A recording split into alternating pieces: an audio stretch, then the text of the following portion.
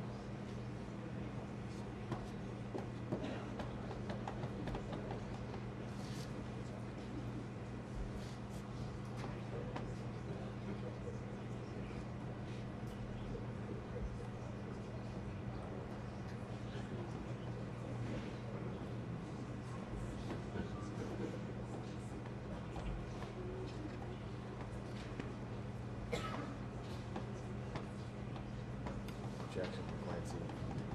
Additionally, there'll be press booths, photographers, traditional center aisle during remarks. Please welcome the Vice President of the United States, Kamala Harris.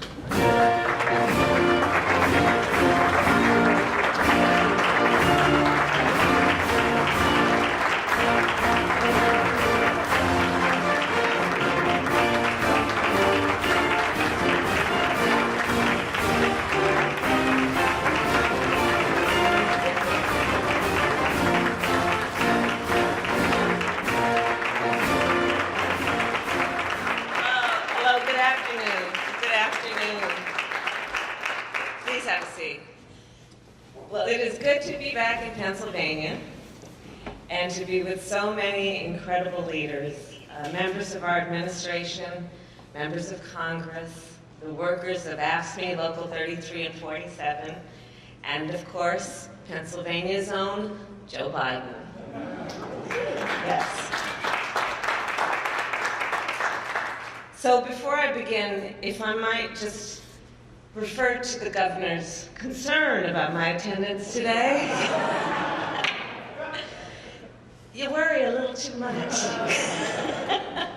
But as a proud 49ers fan, congratulations to everyone here and the Eagles.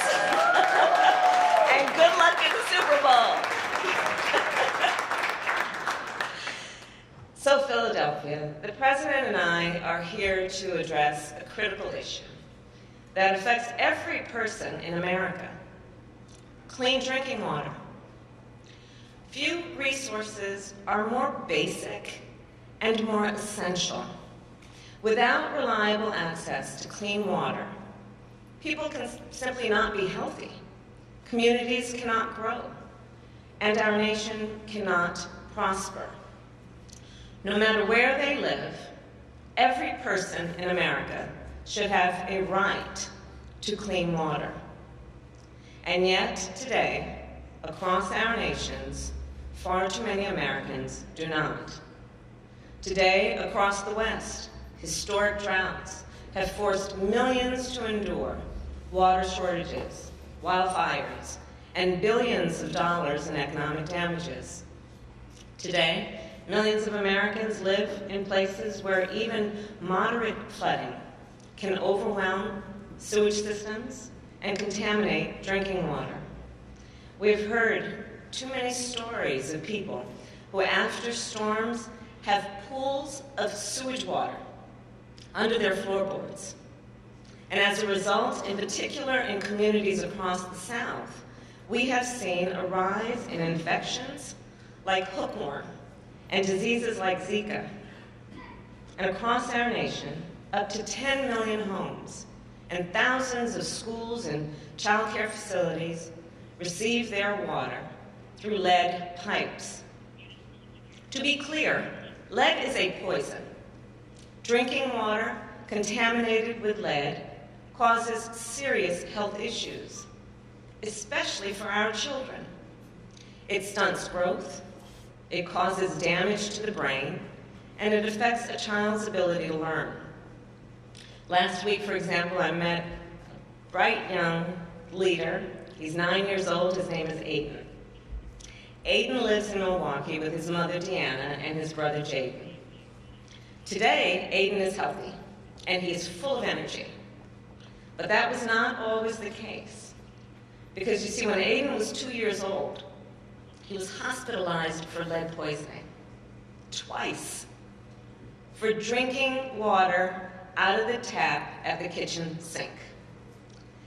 Deanna told me that before Aiden's hospitalization, he experienced severe mood swings.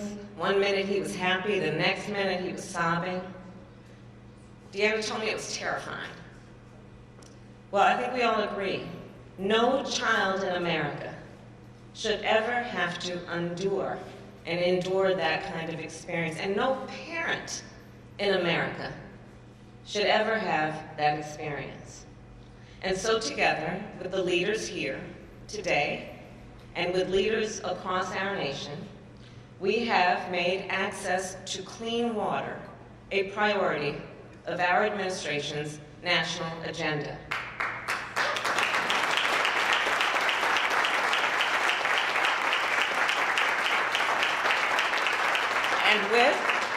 And with the largest investment in America's water infrastructure in history, we are going to see this through and get this work done. Specifically, we invested billions of dollars in flood and drought resilience for communities across our nation, in water treatment plants like this one, in removing every lead pipe in America.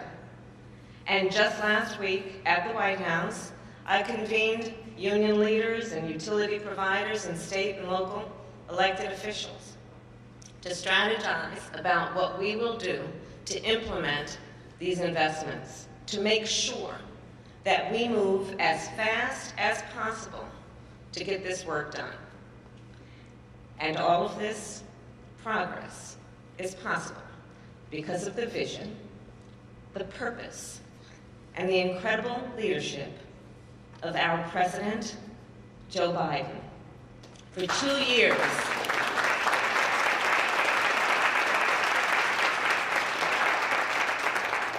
for the 2 years that he has been president and many years before that, Joe Biden has fought to make sure that children like young Aiden have the opportunity to grow up and to be healthy and to live up to their God-given potential. So we have a lot to be thankful for in our president.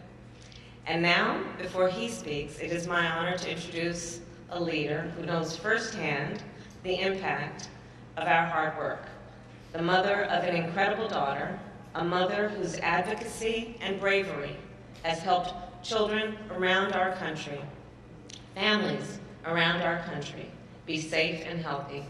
Please welcome Jana Curtis.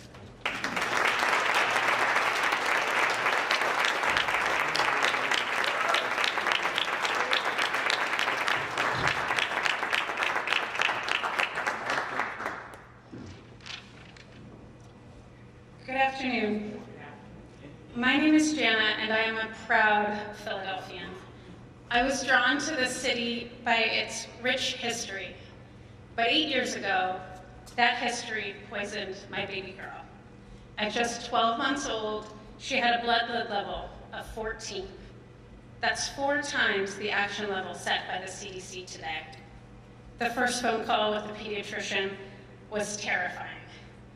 Damage from lead is permanent, she said, irreversible. Potential loss of IQ, low weight gain, sleep disturbances, speech delays. And when the public health official told me that lead poisoning was 100% preventable, I was heartbroken. Now, since that day, we've done everything we can for our little girl. Blood tests, speech therapists, early intervention, endless appointments. And while we will never know what potential was stolen from her, today she is a thriving, beautiful little girl.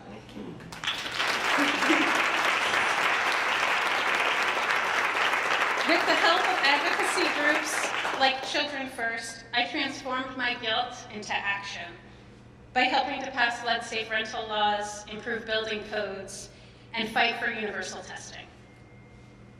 The real solutions prevent lead poisoning before it happens. The real solutions take leadership.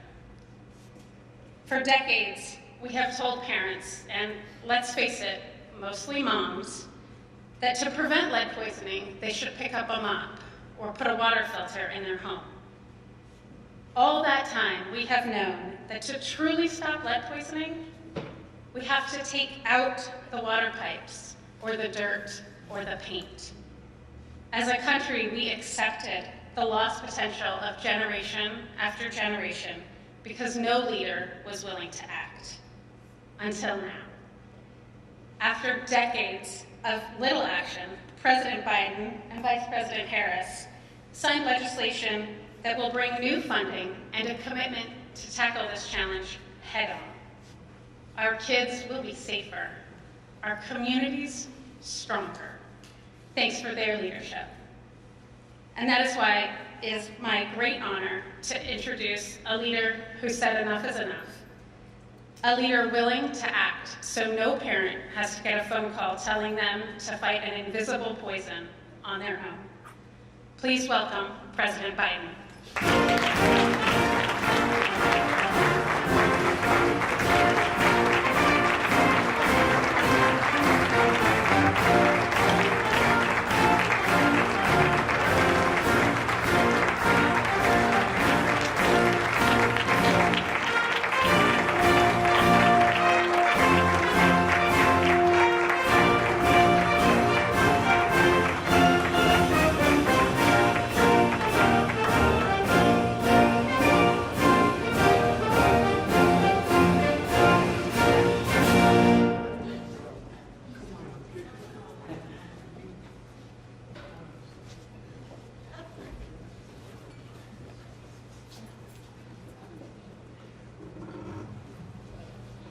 want you all to know, I want you to know, baby, you did so much for so many kids. Think about it. What you went through, you're changing the life of thousands and thousands, millions of kids in America. So we owe you a big round of applause.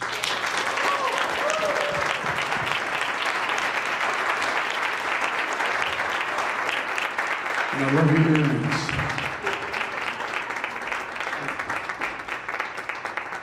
Well, folks, hello, Philadelphia. I'm Joe Biden's husband. She's a Philly girl. So the first thing I'm going to say is, go Eagles, fly, Eagles, fly. Now the good news, I happen to mean it, but even if I didn't, I'd say, you know why? Otherwise I'd be sleeping alone.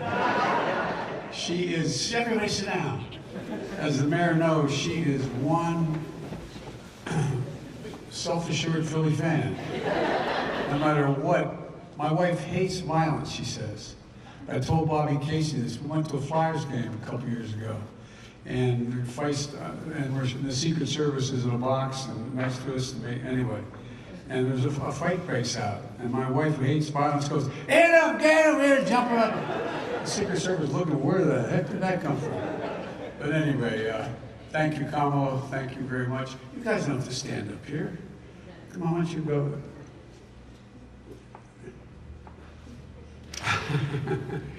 You've been a leader in this issue for a long time because you know how much it matters. And Mayor Jim Kenney, thanks for the passport back into the city, man. You know, for years and years, when Delaware didn't have its own television station before everything was Philadelphia, I was as popular in Philly as I was everywhere else, you know what I mean?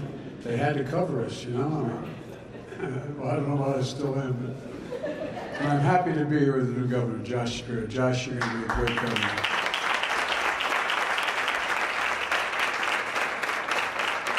And I'm mildly partial to Bobby Casey. He's from Scranton, not Scranton, Scranton. And we lived not very far from one another when I was up there as a kid. And I still go home. And I want to thank you we're going to make sure, Bobby, that rail line goes back like it was in 1970 from Scranton to New York. I want to make sure that happens. And John Fetterman, you've been a great partner, pal, and you've only been there exactly 1 month, but you've been a fighter not only for Pittsburgh, but for the whole country. And Dwight Evans, you've been a good friend and a great supporter representing the community. And look, the relentless work of other members of Congress helping make so much progress. I want to thank our EP Administrator, Michael Regan. He is doing a great job.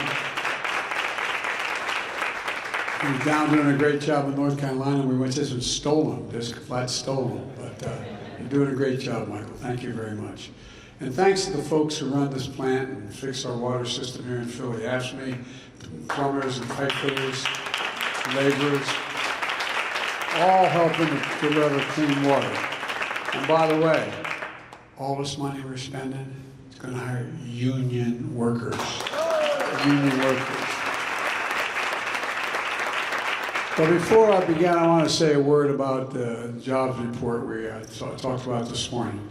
Next week, we're reporting on the State of the Union. I'll be doing that from the Capitol. And but I reported today on the state of the economy. This morning's report showed that the economy's strong. We added more jobs, over 500,000 jobs this last month, and the recalibration of last month was another 500,000. We created 12 million jobs. 12 million jobs since we took office. That's the strongest two-year growth in the history, and by a long shot. And I want to thank the members of Congress here who were the ones who supported that. My initiatives that made this possible. Look, my dad used to have an expression. He said, Joey, a job's about a lot more than a paycheck. It's about your dignity. It's about respect. It's to be able to look your kid in the eye and say, honey, it's going to be okay. There's now 12 million more Americans who can look at their kid and say, it's going to be okay. And what is done mostly is provide dignity for those families. Dignity to be able to do that, because there's nothing worse than not being able to provide for your family as a mother or a father. And it gives people a sense of self-worth. We're here today to talk about the progress we're making in rebuilding America's infrastructure.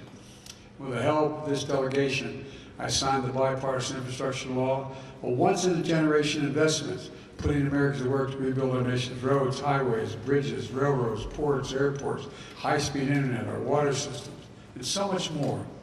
I was given a copy of a speech that I made about 30 years ago saying we need an infrastructure bill to deal with water. I'm not joking. I had forgotten that they dug it up for me. But the point is, we've been needing this for a long time. This is not new. I remember starting off and working like hell on the lead paint initiative because that was such a problem. I've traveled the country in recent weeks and seen this law in action. A massive new bridge over the Ohio River between Kentucky and Ohio. A huge tunnel along the Amtrak line in Baltimore and New York, billions of dollars. Pennsylvania alone is going to get $8.1 billion so far, as the governor can tell you. Just outside Pittsburgh, because of the senator, we just spent $850 million to replace a 100-year-old bridge, and the Montgomery Lock and Dam system is critical to our nation's economy is coming. Investment to increase the capacity of the system over 50% at a critical choke point. You know, Bobby Casey has been talking to me about this for so long, I think we're going to call it the Casey Lock when it's done. But look, I'm here today to talk about an issue affecting Americans across the country, water. You think it's silly, but water. You know, the issue has to do with basic dignity. Every American deserves to be able to turn on their water tap or faucet and be able to drink clean water. But we're the richest, most prosperous nation in the world. Water ought to be something that's just guaranteed. But unfortunately, that's not the case. Right now, there are an estimated 160,000 service lines carrying water into homes and schools in Pennsylvania, including an estimated 20,000 lines for homes here in the city of Philadelphia.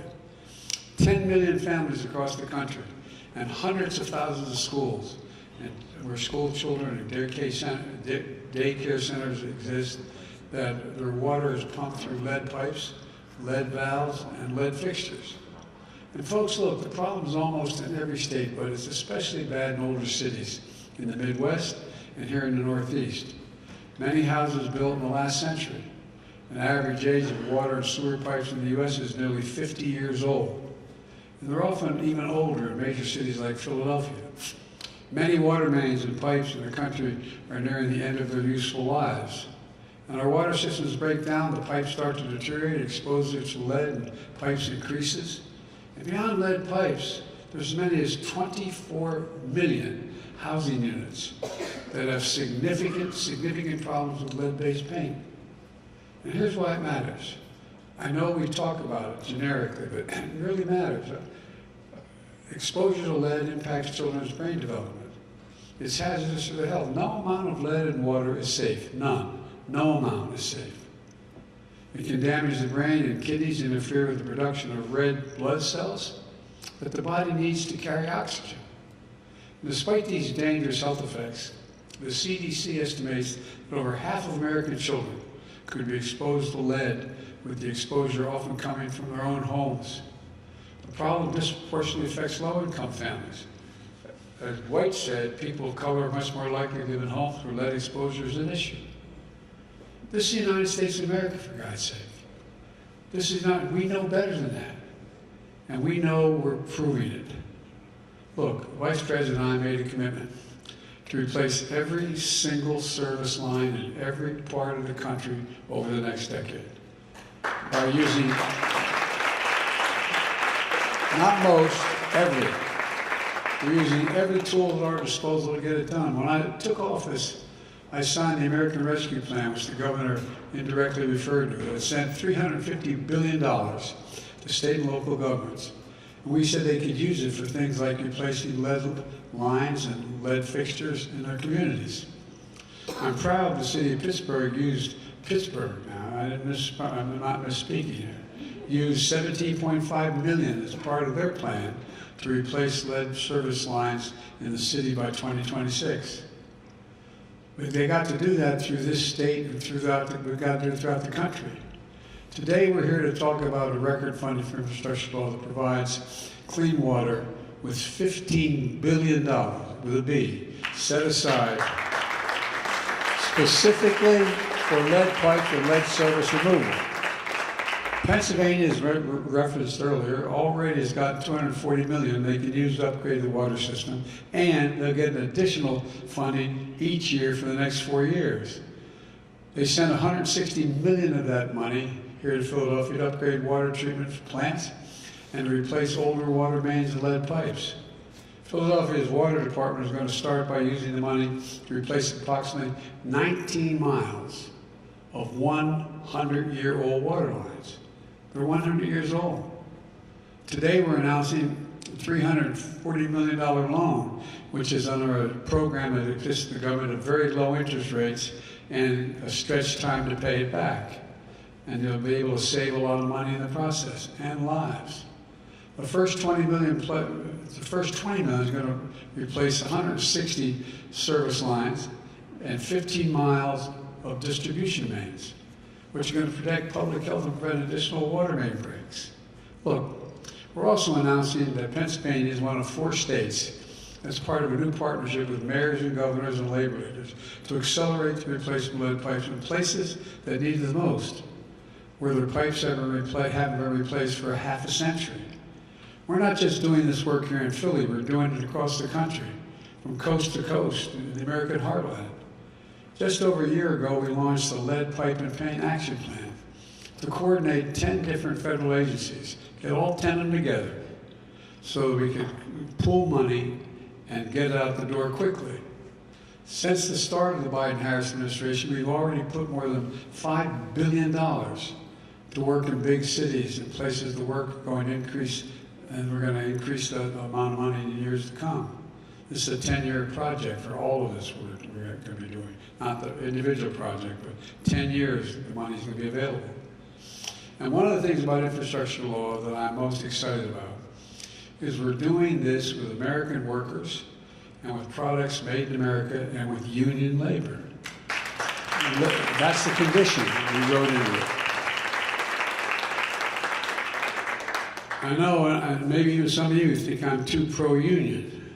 Well, it's not, but there's a reason for this. You know, everybody talks about college education. Well, to be a plumber and pipe fitter, what the hell do you think it takes? It takes you 4 to 5 years of an apprenticeship, like going back to school, like going to 4 years of college. That's why we have the best workers in the world, the union workers, because they're the best trained in the world, and that's not hyperbole. Laborers, plumbers, pipe fitters, union, electricians, carpenters, cement masons, iron workers, steel workers, communication workers, and so much more. And folks, look, these are good jobs you can raise a family on. They don't require a college degree because you have, in a sense, a college degree through the apprenticeship program, which is one reason why the United States, as I said, is the best trained workers in the world. It'd be a digression to get into, but we did the CHIPS and Science Act.